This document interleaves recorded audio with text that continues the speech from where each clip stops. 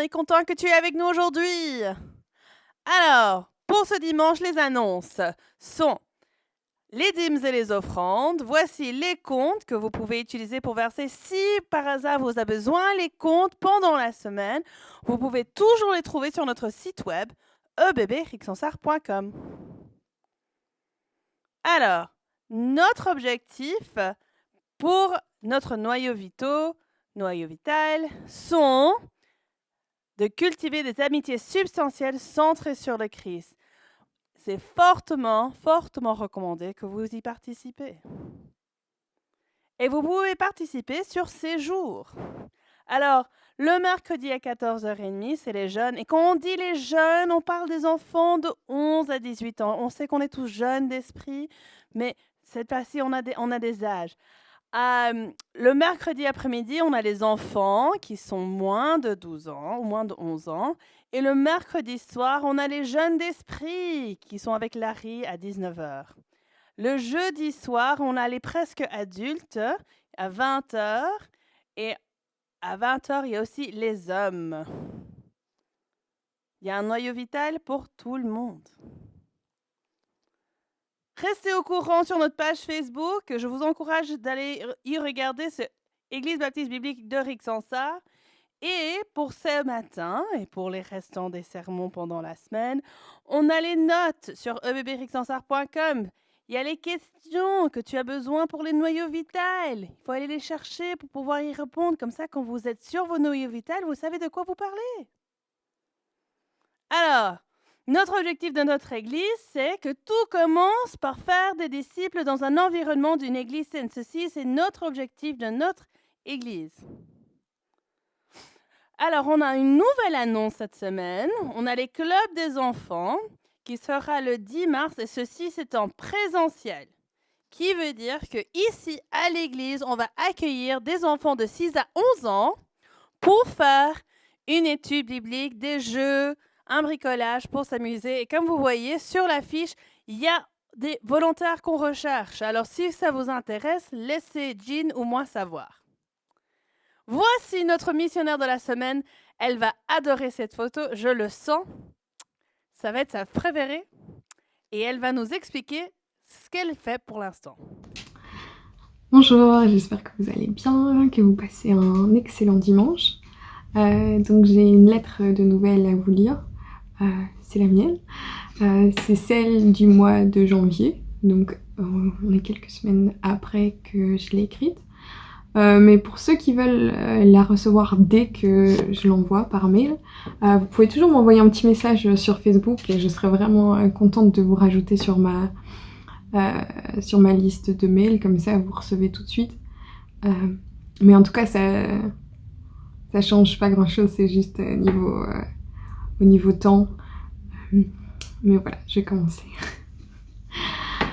Chers amis, si je devais donner un mot pour définir 2020, ce serait inattendu. Cette année, notre monde a été pris par surprise, non seulement par une pandémie, mais aussi par la longueur des confinements. Sur un plan plus personnel, septembre à décembre a été une véritable période d'adaptation.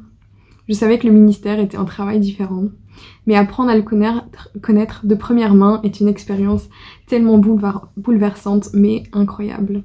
Et je tiens à vous remercier encore une fois de partager cela avec moi. Les dernières semaines ont été particulièrement calmes alors que les étudiants se préparaient pour leurs examens. Néanmoins, nous avons pu leur donner un coup de main en introduisant des groupes d'études en ligne.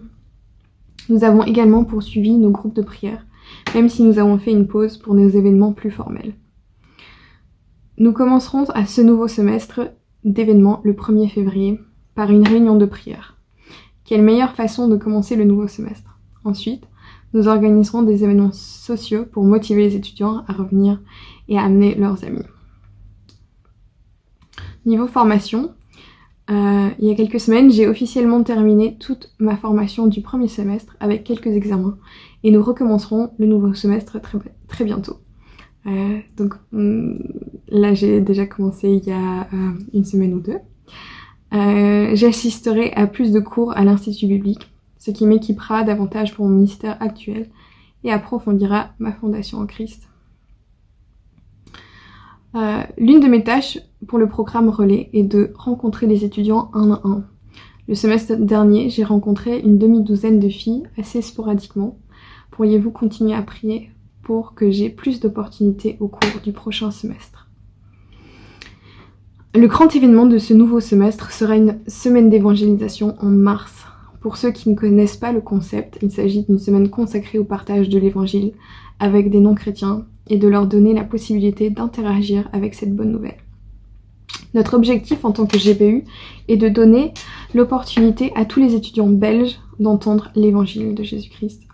Pour qu'un événement aussi important se produise, nous mettrons en place un comité avec le staff et les étudiants, en plus de la coopération avec l'Institut biblique de Bruxelles. Pourriez-vous m'élever dans la prière en vue de la préparation de cette semaine, car j'ai été nommée présidente du comité. Je suis très enthousiaste que cette tâche m'ait été confiée, mais un peu nerveuse d'être chargée d'un si grand événement. Je tiens encore à vous remercier d'avoir rendu cette expérience possible et pour votre contribution au partage de l'évangile sur les campus belges. Alors, super, merci Amandine pour ce rapport. Le 28 février, à 14h, on aura une réunion de femmes, pas en virtuel, mais en présentiel ici. Ici. Venez. Ici. Encore une fois, on va le faire en vrai. Et on va passer un bon temps ensemble. Alors, je vous encourage de le faire. Le jeudi soir, ils vont commencer un nouveau livre, je ne sais pas quelle langue je parle là, mais c'est pas le français. On va faire un nouveau livre, et ça s'appelle « Soyez authentique », c'est sur l'étude de livre le 1er Jean. Et si vous n'avez pas de livre, et vous en avez commandé, il vient de revenir. Si vous n'avez pas de livre, mais vous n'avez pas commandé, parlez à Jean, et voici son compte email pour pouvoir la communiquer avec. Alors, chaque semaine, surtout du fait qu'on est en train de parler à propos de la prière, on a choisi une famille qu'on va prier pour spécifiquement pendant la semaine. Et cette semaine-ci, c'est la famille Jacqueline et Médéric Price. Alors, priez pour eux cette semaine. Alors, pour ceux qui sont ici, ils sont prêts. Pas de café pour eux. Mais pour ceux qui sont en train de nous regarder, un café, des notes, des bics, et on va commencer. À la semaine prochaine.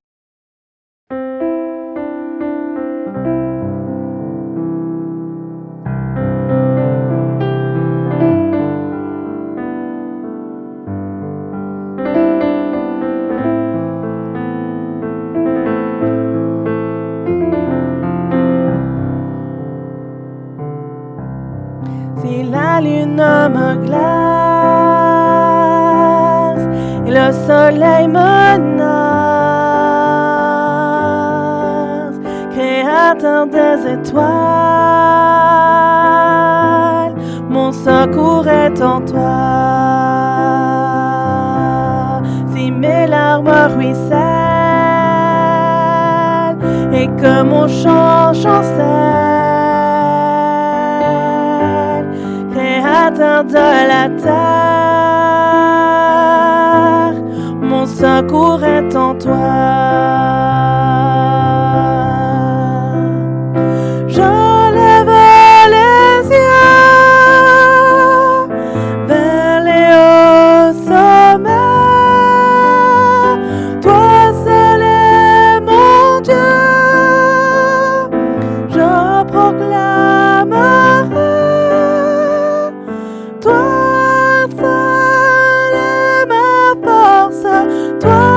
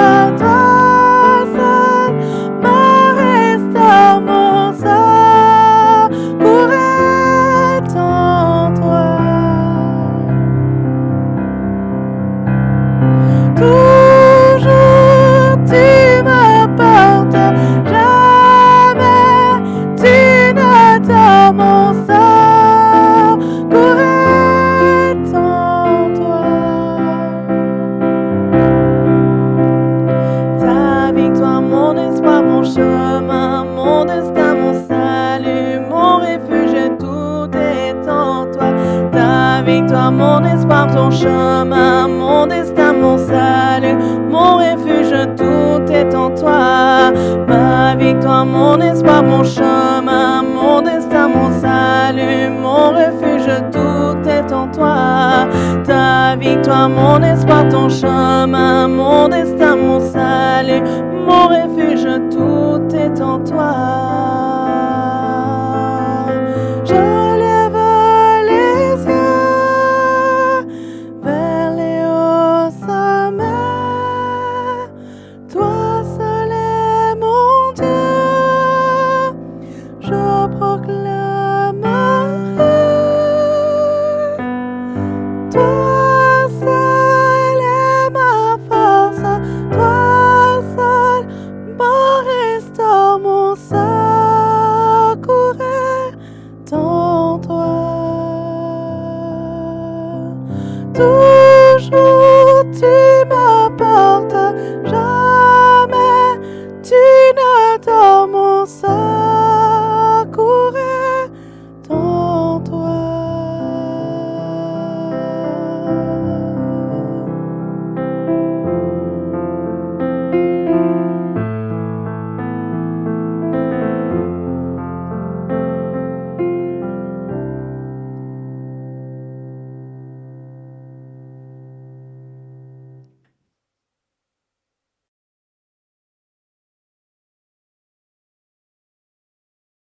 Voilà. Nous avons fait notre étude sur la prière les dernières 2 semaines. Aujourd'hui, on va terminer notre étude sur la prière. Il y a beaucoup d'autres choses. Nous pouvons passer des années, vraiment, en parlant de la prière, mais nous avons parlé de la prière la semaine passée, la semaine avant ça. Et cette semaine-ci, notre leçon, c'est les obstacles à nos prières. Pourquoi Dieu ne répond pas à nos prières? Alors, nous allons commencer avec 2 Chronique, chapitre 7, verset 14. Et que mon peuple, sur lequel mon nom est invoqué, s'humilie, prie et cherche ma face, qu'il s'éterne de ses mauvaises voies, alors j'exaucerai des cieux, je pardonnerai ses péchés et je guérirai son pays. Bon, il y a certaines étapes, il y a certaines marches ici dedans qu'il nous donne pour lesquelles Dieu écoute et que Dieu exauce ce que nous sommes en train de dire. Et le fait qu'il pardonne nos péchés, il guérit nos pays. Et ça commence avec le peuple de Dieu qui se humilie devant Dieu et cherche sa face. 1 Pierre chapitre 3, verset 7, nous allons parler de ceci plus tard, mais ceci parle du fait, et vous, maris, de même,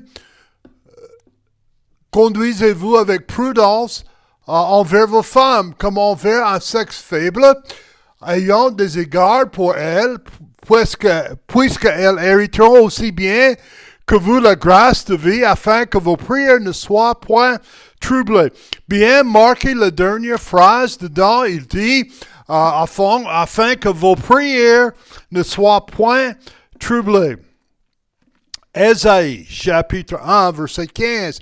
Quand vous entendez vous-même, je cache mes yeux de vous. Quand vous multipliez vos prières, excusez-moi, je n'écoute point. Vos mains sont pleines de sang. Proverbe, chapitre 1, verset 28. Alors ils crieront vers moi, mais je ne répondrai point. Ils me chercheront de grand matin, mais ils ne me trouveront point. Ici, Dieu, dans ces différents passages que nous venons de lire, est en train d'enseigner que toutes les prières que les gens prient n'arrivent pas à ses oreilles. Toutes les prières que les gens prient, Dieu n'écoute pas. Toutes les prières que les gens prient ne peuvent pas être exaucées. Il y a certaines conditions, il y a certaines étapes. Premièrement, on doit être en relation avec Dieu. On doit être en relation avec Dieu. Je crois que la première prière que Dieu entend, c'est la prière de pénitence, la prière d'être sauvé, la prière que nous acceptons comme Seigneur et comme Sauveur. Et on se trouve, ceci c'est important, on se trouve dans sa famille. Même dans le verset que nous avons lu en chronique, c'est mon peuple. Si vous n'êtes pas un enfant de Dieu, vous n'êtes pas son peuple. Si vous n'êtes pas dans la famille de Dieu, vous n'êtes pas son peuple. Jean chapitre 1, verset 11 et 12. Pouvoir. Il a dit, il a donné le pouvoir de devenir enfant de Dieu. Dieu choisit de ne pas écouter tout le monde. Oui, pasteur, Dieu non, Dieu n'écoute pas. Si vous êtes en train de prier à Marie, à Bouddha ou des faux dieux, Dieu n'écoute pas. Si vous ne faites pas partie de sa famille, Dieu n'écoute pas. Bon, personne n'aime d'entendre ceci. Dieu n'est pas le Père de tout le monde. Quoi? Il y a une leçon, il y a des gens, il y a les églises qui enseignent la paternité de Dieu, que Dieu est le Père de tout le monde, et ce n'est pas vrai. Comme Jésus était sur terre, il parlait avec le pharisien qui a planifié sa mort, son mort. Il est en train de faire tout ce qu'il peut faire pour tuer Jésus. Et Jésus le regardait et dit, vous êtes des hypocrites. Vous êtes des hypocrites. Et vous êtes de votre père le diable. Ah! Rappelez-vous, le but de la prière est la fraternité avec Dieu et sa relation. Alors, afin que Dieu écoute nos prières, on doit être en relation avec lui. On écoute nos enfants parce qu'ils sont nos enfants. Dieu écoute ses enfants parce qu'ils sont ses enfants. Numéro 2, on doit avoir la foi. Si vous n'avez pas la leçon, si vous n'avez pas la note, vous pouvez trouver la note sur EBB Reconcile. Note. Et il a la date d'aujourd'hui. Hébreux chapitre 11, verset 6, la Bible nous enseigne. Or, il est possible, écoute bien, comme il commence. Or, il est impossible de lui être agréable sans la foi. Car il faut que celui qui s'approche de Dieu croit que Dieu existe, ou que Dieu est, et qu'il est le rémunérateur de ceux qui le cherchent. Je regarde ceci dans plusieurs traductions de la Bible, dans les différentes versions françaises, et il arrive toujours à dire qu'il existe. On doit avoir la foi que Dieu est celui qu'il dit qu'il est. On doit avoir la foi de croire que Dieu est Dieu. Si vous allez un peu plus loin dans ce passage, vous parlez de Noé, vous parlez d'Abraham. Et Noé, vous savez, quand Noé a construit l'arche et sauvé sa famille et les animaux, il y a les choses parfois qu'on oublie. Il faut comprendre, il n'a jamais plu. Il n'a jamais plu. Il y avait un rosée qui monte chaque matin pour arroser les plantes, pour donner l'eau aux plantes et tout ça. Il y avait un canopy, c'était le monde parfait. J'étais en train de parler de ceci avec quelques personnes dans notre église et parler du fait qu'il n'a pas plu. Et la première chose qu'ils ont dit, ce n'est pas la Belgique alors. Mais à ce point-là, il y avait quelque chose qui protège la terre. Et Dieu a regardé Noé, il a dit, construis une arche. Construis une arche. Il n'a jamais plu. Je vais envoyer un déluge. Il a fait exactement comme Dieu l'a dit. Un peu plus loin, la Bible dit qu'il agit par la foi. Abraham, qui habite dans l'Ur de Chaldée, a quitté son pays sans carte, sans rien d'autre que la parole de Dieu qui dit « Va dans un endroit que je vais vous montrer. Va dans un endroit que je vais vous montrer. Ça sera votre pays. C'est votre terrain. C'est votre vie. » Et il l'a fait. Qu'est-ce que tout ceci dit? Hébreux chapitre 11, verset 1, c'est la foi, c'est l'évidence des choses qu'on ne voyait pas. La substance qu'on voit. Alors, on doit avoir la foi. Il y a plus que ça. Nous avons besoin d'avoir la foi. Nous ne pouvons pas avoir la foi vacillante. Qu'est-ce que ça veut dire ça? Jacques chapitre 1, versets 6 et 7. Mais qu'il a demandé avec foi sans hésiter, car celui qui hésite est semblable aux flottes de la mer qui est agité et poussé ça et là par le vent. Que cet homme-là ne s'étend pas à recevoir aucune chose du Seigneur. On a besoin d'avoir une foi ferme. On a besoin d'avoir une foi ferme qui, malgré le doute, on continue de croire. Malgré les circonstances, on continue de croire.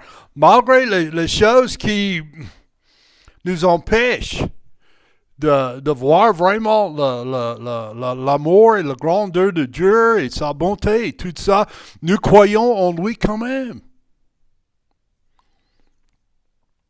Il est normal. Il est normal que nous avons des doutes.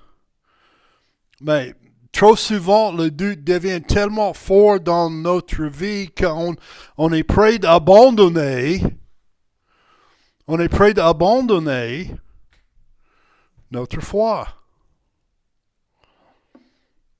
Alors, apportez vos doutes à Dieu. Laisse Dieu se manifeste comme grand. Chaque fois, on parlait de quelque chose pareil. Je dois penser de Thomas qui a marché avec Christ pour 3 ans. Il a vu les choses que vous et moi, nous n'avons pas vues. Il a entendu les histoires que nous n'avons pas entendues.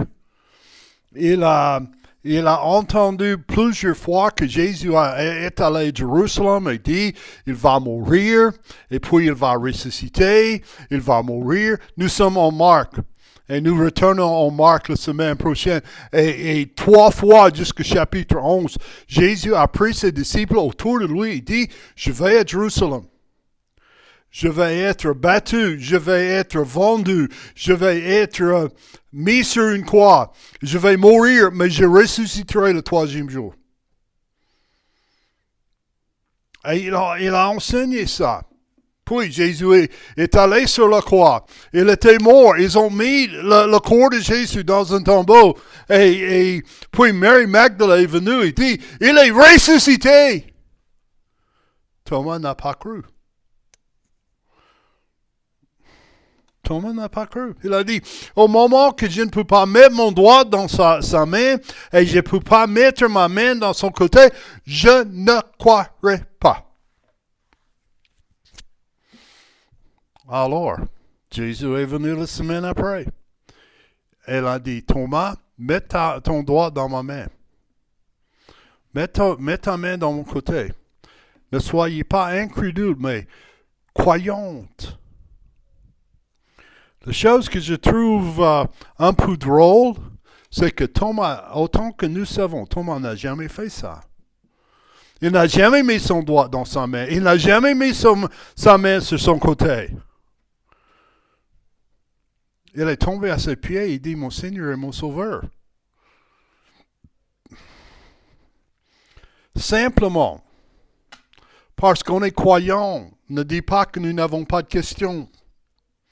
Il y a les fois que je demande, Seigneur, est-ce que tu sais les choses qui se passent ici maintenant? Mais je peux avoir confiance. Je peux mettre les choses dans les mains de Dieu et je peux laisser Dieu agir comme Dieu. Il est souverain. Que sa volonté soit faite. Et puis, on arrive à un point qui est un peu difficile pour nous. Et ça, c'est d'avoir les péchés. On ne peut pas avoir les péchés non confessés. On ne peut pas avoir les péchés non confessés. Regarde Ésaïe chapitre 59, verset 2, mais ce sont vos iniquités qui ont fait la séparation entre vous et votre Dieu. Et ce sont vos péchés qui lui font cacher sa face pour ne plus vous entendre. Il y a une idée, il y a quelque chose qui est arrivé dans les églises, dans la philosophie de l'église, que nous pouvons vivre notre vie comme on veut et on peut avoir Jésus-Christ comme un ajoute.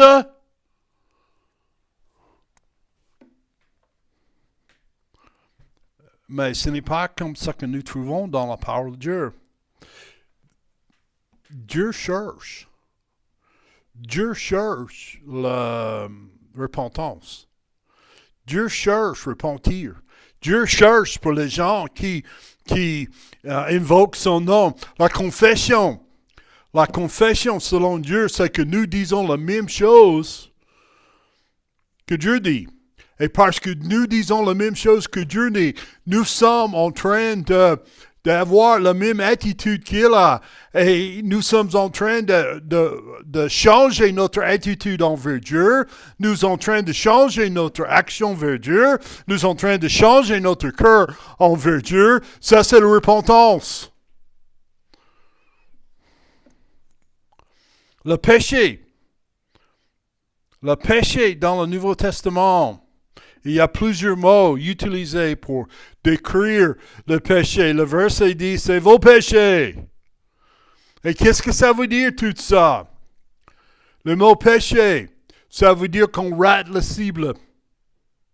Un de les mots, c'est hamata. Donc, c'est de rater la cible, on manque la marque. On n'arrive pas à la norme de Dieu. On rate la cible. Le deuxième mot dans le Nouveau Testament qui parle de le péché, c'est la parabisis, qui signifie franchir ou dépasser. Franchir ou dépasser, ça veut dire que le péché franchit la ligne entre le bien et le mal. Il dépasse les limites de la loi de Dieu et franchit la barrière vers le territoire interdit, que ce soit en pensée, en parole ou en acte. Ça veut dire que nous sommes en train d'aller hors de notre limite.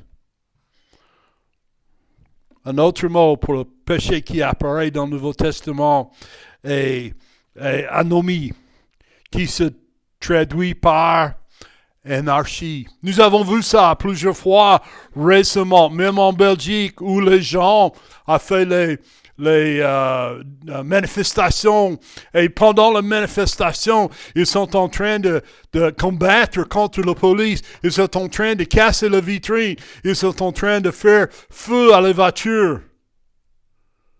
Anarchie. Sans loi. Sans direction. Le péché est l'acte principal du pécheur fier et égoïste, qui cherche à suivre son propre voie. Il est en rébellion contre Dieu et sa parole. Le quatrième mot, c'est paratoma, qui est traduit transgression, intrusion, signifie faire un faux pas, glisser, trébuché, tombé. Et le dernier mot du Nouveau Testament qui décrit le péché, c'est ouphalima, décrit une obligation ou une dette. Nous sommes en dette envers le Seigneur à cause du péché. Dieu a créé un monde parfait. Dieu a créé un monde où il n'y a pas de péché. Et l'humanité a invité le péché d'entrer dans le monde. Bien sûr, ils ont séduit. Mais il y a une obligation, une dette envers Dieu. Psaume 66, 18 nous dit, si j'ai eusse pensé quelque iniquité dans mon cœur, le Seigneur ne me eût point écouté. Pensez de ceci. Jésus était sur la croix. Jésus était sur la croix. Il était là 3 heures, 3 heures et demie, 4 heures, c'est quelque chose comme ça. Quelques points dedans.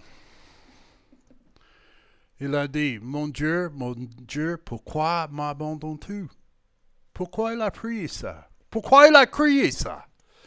Parce qu'à ce moment-là, Dieu a versé le péché de l'humanité sur lui. Et le Père a tourné son dos envers son Fils. Oh.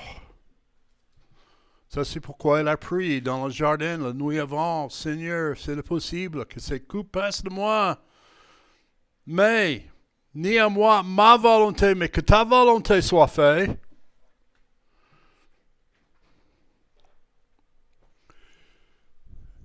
Quand nous laissons les péchés non confessés dans notre vie. Bon, je sais que nous luttons avec le péché. Je sais que nous luttons avec la culpabilité, avec la colère, avec le doute, l'incrédulité. Je sais que nous faisons les choses pareilles. Chacun a leur péché privé. Et je sais mais c'est que nous sommes en train de parler. Nous sommes en train de parler des péchés non confessés. Si nous confessons nos péchés, il est fidèle et juste de nous pardonner et nous purifier de toute iniquité. Alors,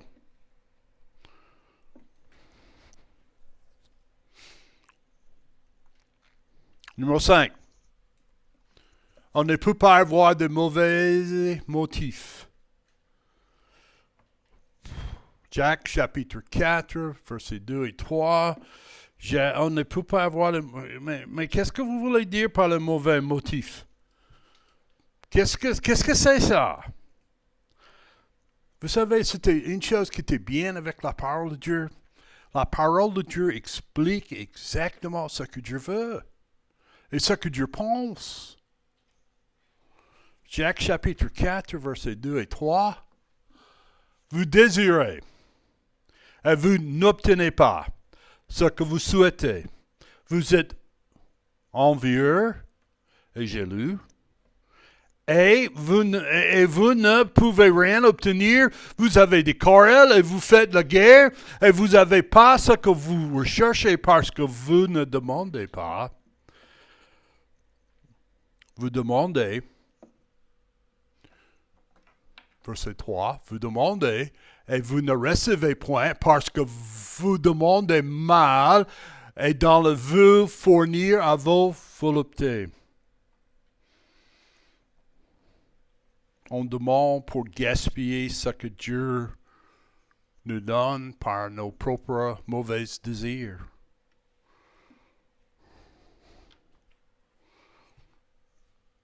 Prochain verset dit, « Hommes et femmes adultères, ne savez-vous pas que l'amour du monde est une inimitié contre Dieu? Qui voudra donc être l'ami du monde sera ennemi de Dieu? Pensez-vous que l'Écriture parle enfin l'Esprit qui habite en nous porte à l'envie? »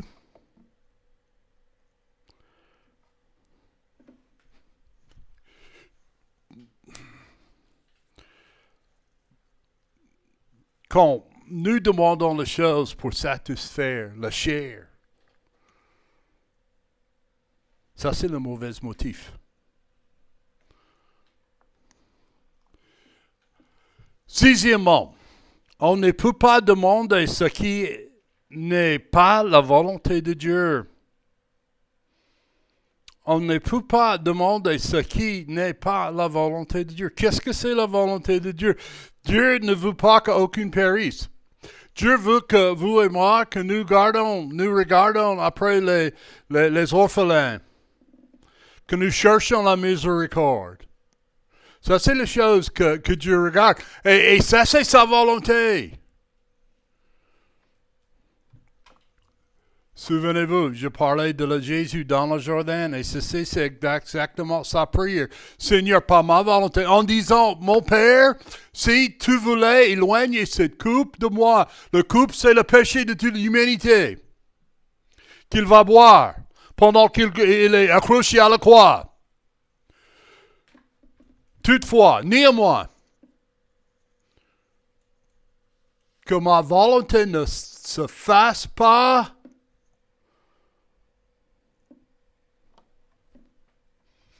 mais la tienne.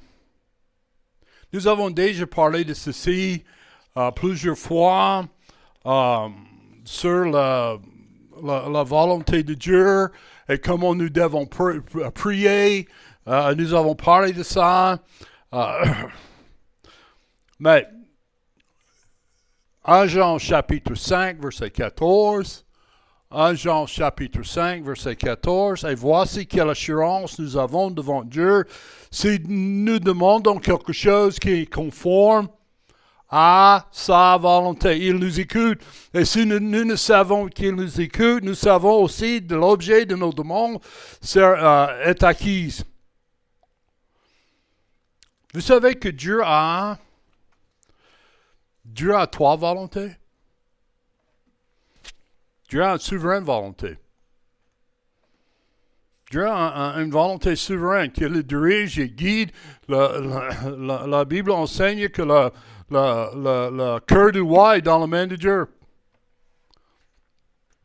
Dieu a une volonté morale.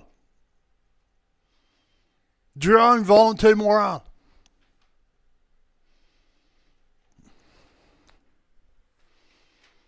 Mais Dieu a une volonté permissive. Et il y a les choses que Dieu laisse arriver dans la vie des gens qui va produire en eux une meilleure vie, une vie chrétienne plus forte.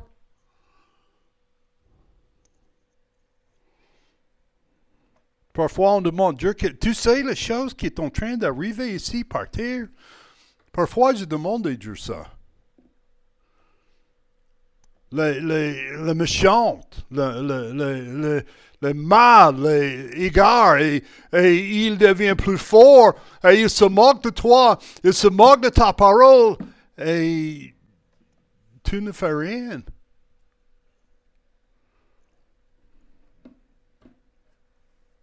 Mais, tu sais, je suis limité. Je voyais les choses de ma façon de voir. Ma femme tricote. J'ai déjà donné cet exemple. Ma femme tricote. Elle a une machine tricotée. et parfois, je me souviens, elle a fait une poule avec le Dumbo. Le caractère Disney. Dumbo. L'éléphant. Sur le devant et tu vois la tête de Dumbo en train d'approcher et tu vois quand elle passe, vous voyez le derrière de Dumbo. Mais je me souviens de ça, elle est en train de tricoter et quand ça sort de la machine, ça sort avec le mauvais côté, vous voyez ça de la machine. Et je ne sais pas combien de fois j'ai passé par là, je regardais. J'ai dit, c'est pas Dumbo. Je ne sais pas cette magouille qui était là, mais c'est pas Dumbo. Mais tu sais ce qu'il a fait? Il fait sortir de la machine et il met ça sur le bureau qui est à côté. Et tu sais quoi? Le derrière de cette poule, sur l'intérieur, c'est un magouille. Mais le devant, c'est la tête de Dumbo. Et je dis, si nous faisons des choses pareilles avec notre intelligence, si nous faisons les choses que nous voyons, mais le chemin de Dieu est au-dessus de notre chemin et sa façon de regarder est au-dessus de notre façon.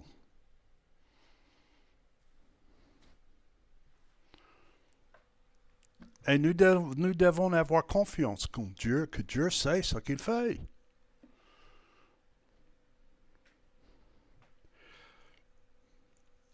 On doit vite penser de la vie de Joseph.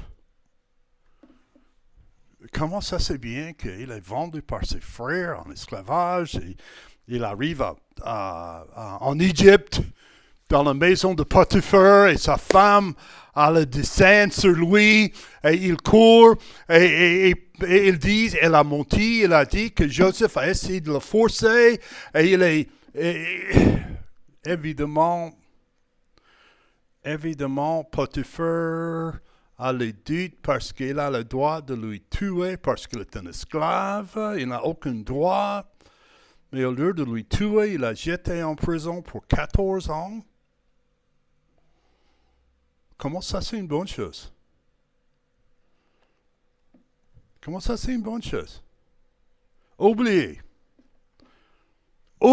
14 ans dans la prison et puis un jour il est relâché et élevé au-dessus, deuxième homme dans le royaume de Pharaon.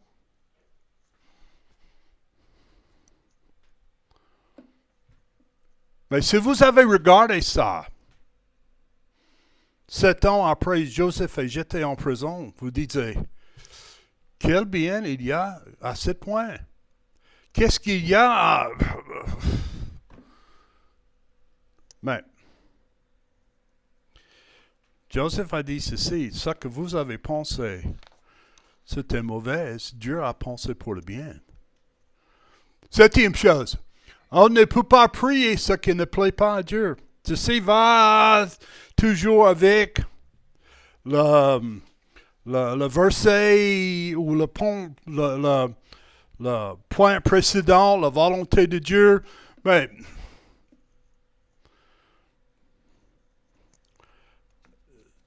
on doit... Je peux dire, il y a le temps que je prie et j'ai honte de mes prières. Il y a le temps que je priais que j'ai honte de dire ce que je pensais. Il y a les fois que je priais la destruction de quelqu'un. La vengeance de Dieu sur quelqu'un. Bon. On ne peut pas prier les choses qui ne plaisent pas à Dieu. Numéro 8. On ne peut pas avoir un manque de pardon. On ne peut pas avoir un manque de pardon. Je vais aller plus vite parce qu'on est, on est en train d'aller lentement, mais on ne peut pas avoir un manque de pardon. Matthieu 6, 14. Si vous pardonnez aux hommes leur offense, votre Père céleste vous pardonnerez aussi les vôtres. Mais si vous ne pardonnez pas aux hommes leur offense, votre Père ne vous pardonnerez non plus les vôtres.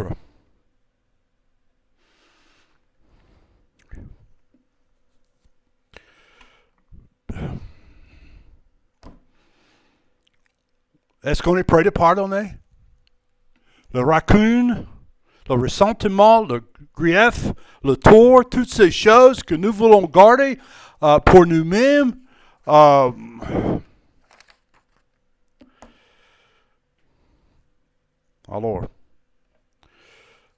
c'est les choses qui qui empêchent nos prières. Numéro 9. On ne peut pas avoir un manque de respect à votre conjoint. On a lu le verset en Pierre chapitre 3, verset 7. Rappelez-vous qu'on est là écrit ceci, que les femmes n'ont aucun droit. Aucun droit. Possession, et c'était comme des possessions. Et l'homme a tous les droits envers leur femme. Et il dit avoir du respect de votre conjoint. 1 Pierre chapitre 3, verset 7. Verset 10, numéro 10. On ne peut avoir des idoles dans votre cœur. Je ne vais pas lire Ézéchiel chapitre 14, verset 3. Lisez ça à votre aise. Mais une idole, c'est une chose qui devient, qui entre entre vous et Dieu. Et vous ne pouvez pas penser que Dieu va répondre à vos prières si vous avoir des idoles. Qu'il y a les obstacles entre vous et lui. Que vous avez quelque chose que vous aimez plus que vous aimez lui. Quand Moïse est descendu de montagne, Aaron et les enfants d'Israël, ils ont eu un veau d'or. Et ça doit nous dire comment Dieu pense de les idoles.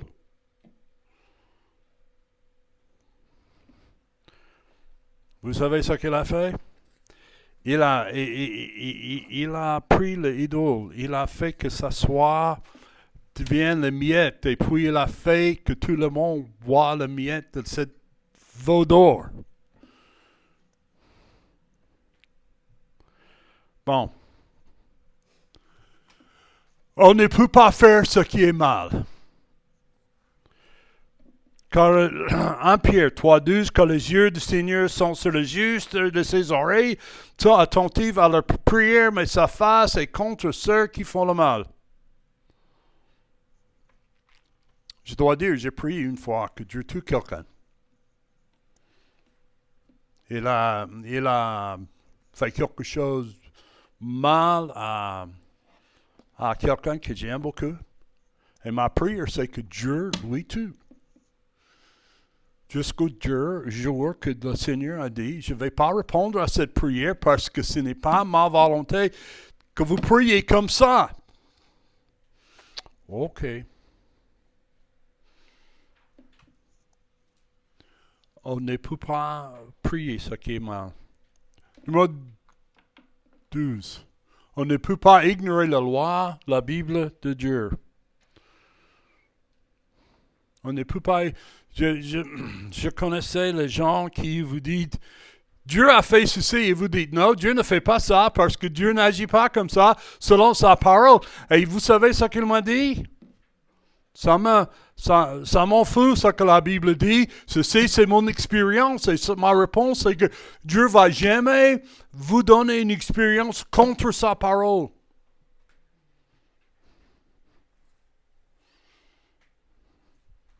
Numéro 13. Je suis en train d'aller plus vite. On ne peut pas faire une prière hypocrite. On ne peut pas faire une prière hypocrite. Nous avons parlé de ceci il y a 2 semaines. Matthieu 6, 5. Et quand tu pries, ne fais pas comme les hypocrites, car ils aiment prier en se tenant debout dans la synagogue au coin de la rue, afin d'être vus des hommes.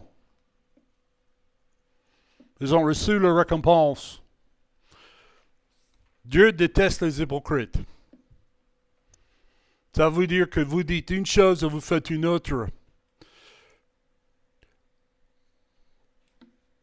Jésus, quand il était sur terre, a regardé les pharisiens et dit, race de vapeur, hypocrite. Bon. Dernière chose. Il ne faut pas prier. Il ne faut pas faire la prière répétitive. Qu'est-ce que ça veut dire ça? Ça veut dire que nous sommes en train de répéter. Est-ce qu'une prière persistante, c'est une prière répétitive? Non. Une prière répétitive, c'est oh Seigneur, oh Seigneur, oh Seigneur, oh Seigneur, oh Seigneur, oh Seigneur, oh Seigneur. Mon Dieu, mon Dieu, mon Dieu. Dieu n'est pas impressionné avec ça. La prière, c'est une forme de communication avec Dieu. Alors, nous devons prier comme il était une conversation avec lui. Notre prière, c'est un privilège que nous pouvons entrer, que nous avons accès à notre Dieu.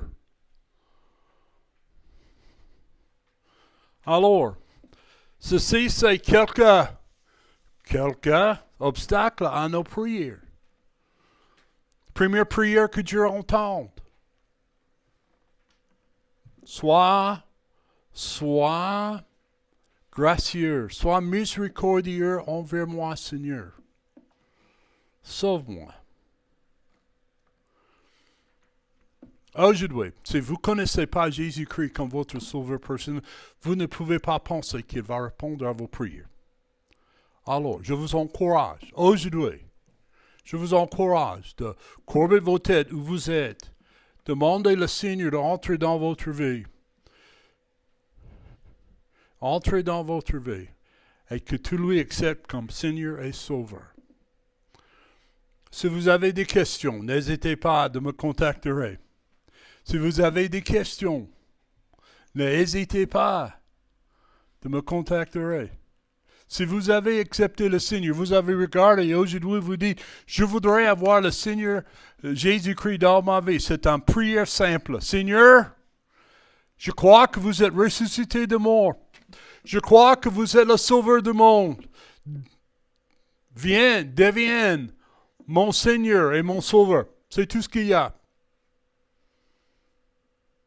Mais ça change votre vie. Ça change votre vie. Alors, laisse-moi savoir que nous pouvons prier pour vous. Laisse-nous savoir que nous pouvons vous encourager de grandir dans votre foi. Que le Seigneur vous bénisse.